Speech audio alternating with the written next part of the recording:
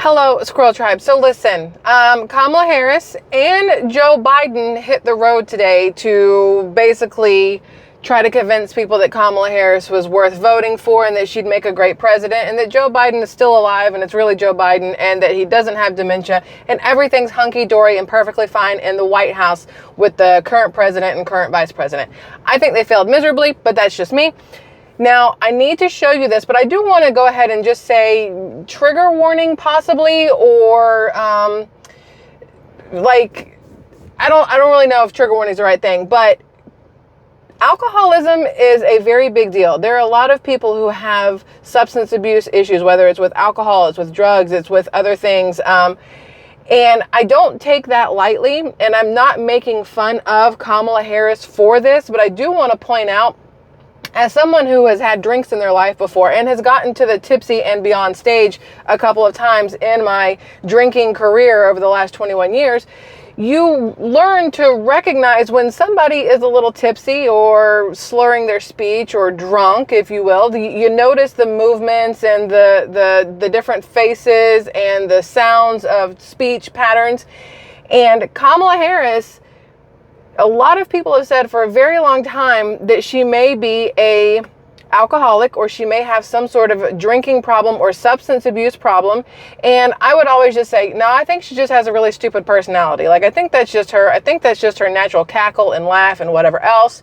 And then I watched a couple of videos where people were like, no, seriously, take a look at this and then, kind of decide. And I was like, well, maybe she did have like one or two. And I think to myself, well, sometimes when I get nervous, I'll have a mimosa every once in a blue moon for nerves. I get a tattoo, I'll do a shot of tequila to kind of numb the pain and stop the nerves. But then I watched what happened today with Kamala Harris and Joe Biden, and my very first thought was, that bitch is drunk. Like, oh girl, like this is what we're doing on the campaign trail? We just knocking them back like nobody's business. And again, I'm not trying to make light of anybody that has a drinking problem, because being an alcoholic is a big, big deal. I had an alcoholic in my family. I understand what a big deal it can be. And I've seen how alcohol can destroy people and destroy families.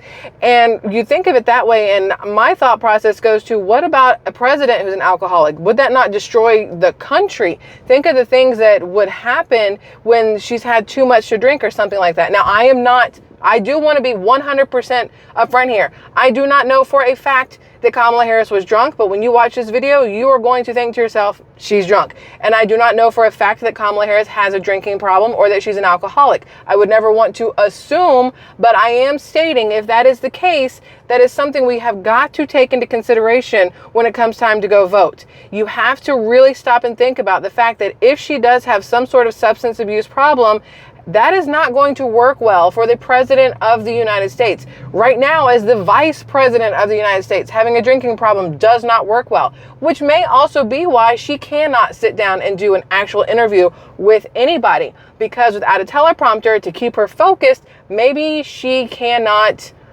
get through it without giving away the fact that maybe she's a little slurry, maybe she's had a drink or two. So I want you to see this. The DNC is struggling to keep Kamala Harris sober. Addiction is real, and she's got a long road ahead. This is what somebody wrote on X, Amuse. And this video, man, so I'm going to play this for you, if I can get it to... Our extraordinary President Joe Biden. Listen.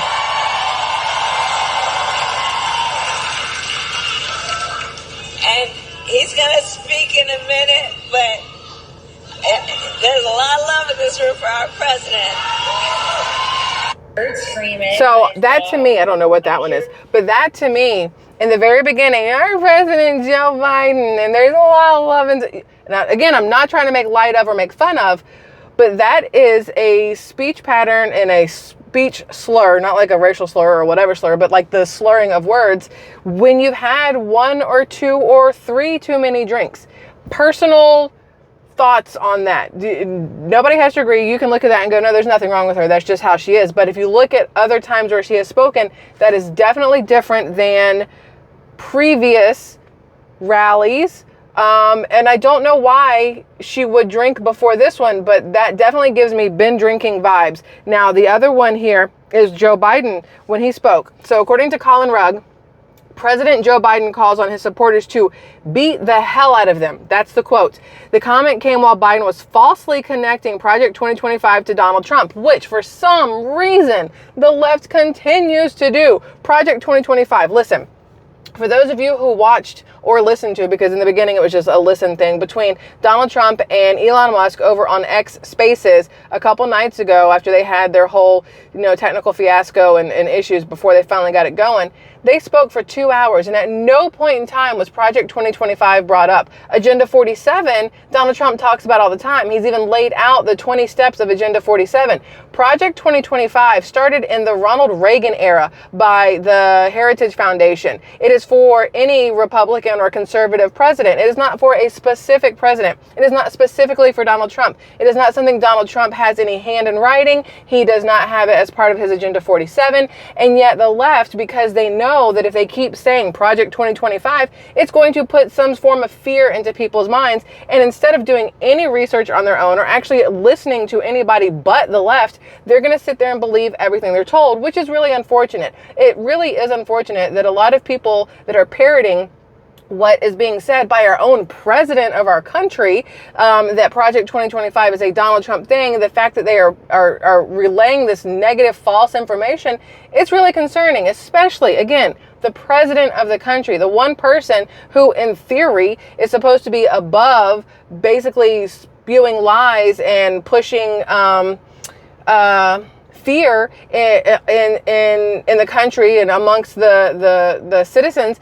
And here you have Joe Biden just not really giving a shit. He says, let me tell you what our Project 2025 is. Beat the hell out of them.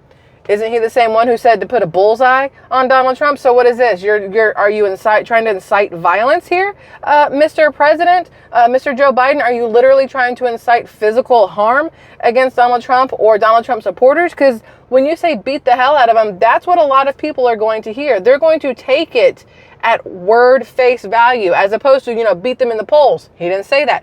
Beat the hell out of them gives the impression of actual physical violence. And this is the second time our current sitting president has tried to incite actual physical violence against another person running for the presidency on the opposite side of the coin, on the Republican side. I don't hear him saying beat the hell out of Kamala Harris, right? He's saying it about Donald Trump. And that is going to have some people thinking that this is Joe Biden's call to action for them to step up and do this and to do something to harm Donald Trump. We've already had the assassination attempt on July 13th, I think it was, in Butler, Pennsylvania. You had the issue with the hydraulics on his plane, which again, that's also kind of shady in and of itself. There have been a lot of issues already, and for this to happen right now, right before the DNC, and before, in theory, they're saying that Donald Trump will be going to Rikers Island, will be going to prison for a year in September. And now you have Joe Biden trying to incite violence. It's a very bad look for our country in general. There's enough violence going on in other countries because their leaders are allowing it and pushing it and turning a blind eye to it. We do not want to be that country. And right now, with Joe Biden at the helm and Kamala Harris trying to take over his spot, it feels like that's where we're headed. We're headed where the UK is and where other locations are, in this just negative tearing down of the country from the people at the top who are supposed to keep us safe. The person who's supposed to keep us the safest is Joe Biden, and that's not happening. And then, Kamala Harris as vice president is also supposed to keep us safe, and that's not happening. So I want you to hear what let's see if I can get this to work. I want you to hear what Joe Biden had to say. And please pause, stop. All right. It's only 10 seconds long, but let me tell you what our Project 2025 is. Beat the hell out of them.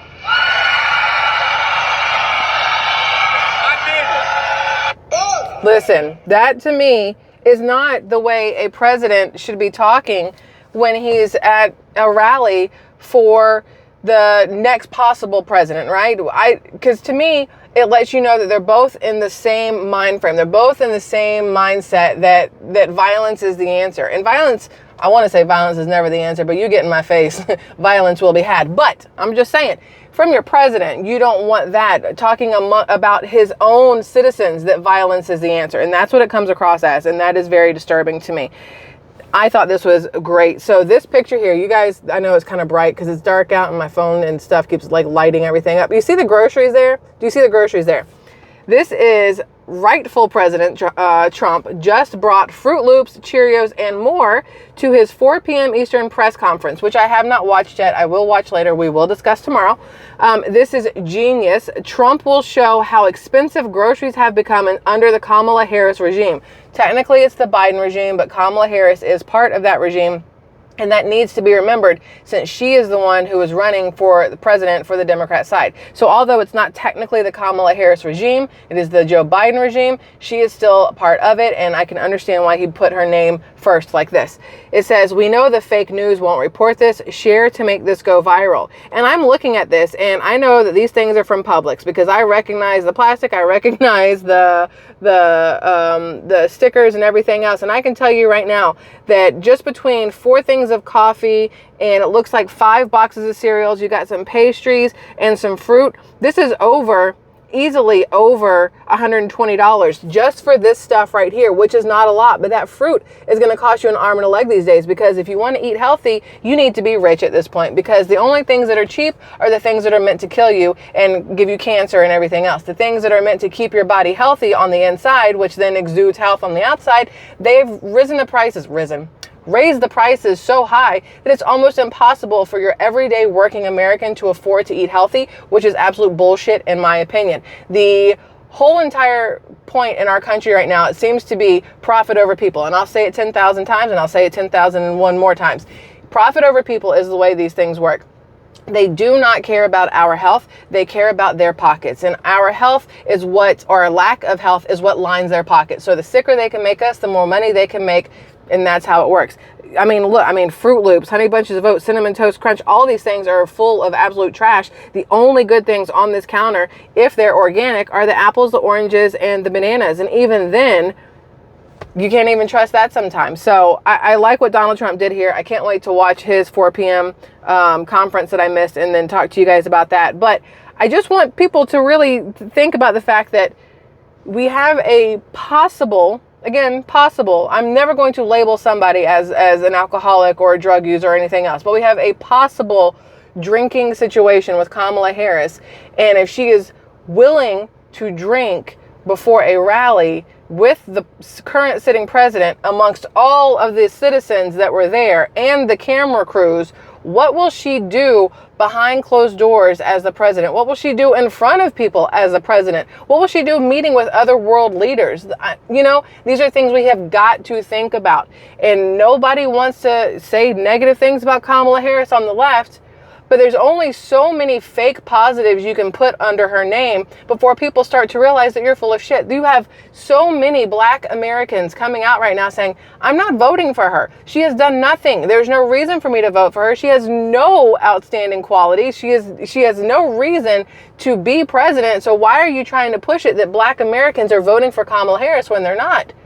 But the media doesn't really want you to know that, so they try to hide it underneath this other stuff. But these are conversations that you and I need to have with our friends, with our neighbors, with random people in line at the gas station or at the grocery store. Hey, who are you voting for? What do you want in the next 4 years? What's important to you and your family?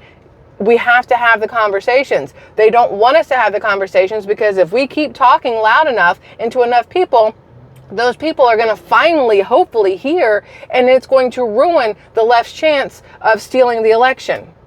So that's it. That's it. I had to bring this to you because when I saw it, I was like, oh, okay, well, hopefully she sobers up before the next whatever. Again, alcoholism and drug abuse is not a laughing matter whatsoever. So this is why this isn't a jovial video, because to me, it's not a funny thing. It is a serious situation and it needs to be treated as such. Somebody needs to sit her down and say, hey, listen, Kamala, Mrs. Harris, Mrs. Doug Emhoff, whatever, Mrs. Secondhand Fiddle. Do you need to talk to somebody about, the pressure that you're under to cackle and, maybe we should hide the drinks from you on the plane and in the cars and whatever else. I'm just saying, better to nip it in the bud now than her show up at the DNC just completely sloshed. Although, in theory, that would hopefully help people see that she's not a very good candidate for presidency, but you just never know. People, for some reason, their eyes are closed. But I needed to share this with you in case you hadn't seen it. You guys make your own opinions. I would love to know your thoughts. If you think that she seemed tipsy or drunk, how you feel about Joe Biden trying to incite physical harm and violence against Donald Trump and maybe all Republicans. And then your thoughts on the grocery prices, because clearly, as people who go out and try to buy groceries, you know and I know that every time you go to the grocery store, it hurts a little bit more every single time. They want to say inflation is only up 3%. Yay, it's no 2.9%. Inflation's only up 2.9%. It's coming down. No. It's up 2.9% over that 20-something percent it already was, which was over that 17% that it already was. So it may not be a climbing, but it's still climbing. You know what I mean? Like, anyway, Squirrel Tribe, I love y'all immensely. It's getting a little darker out here now, so I'm going to go inside, but I wanted to share this with you. And again, thank you for being part of the Squirrel Tribe. You guys are amazing. And I can't wait to see you guys tomorrow. But I want your comments tonight. So leave comments below and I'll see you tomorrow. Love you. Bye.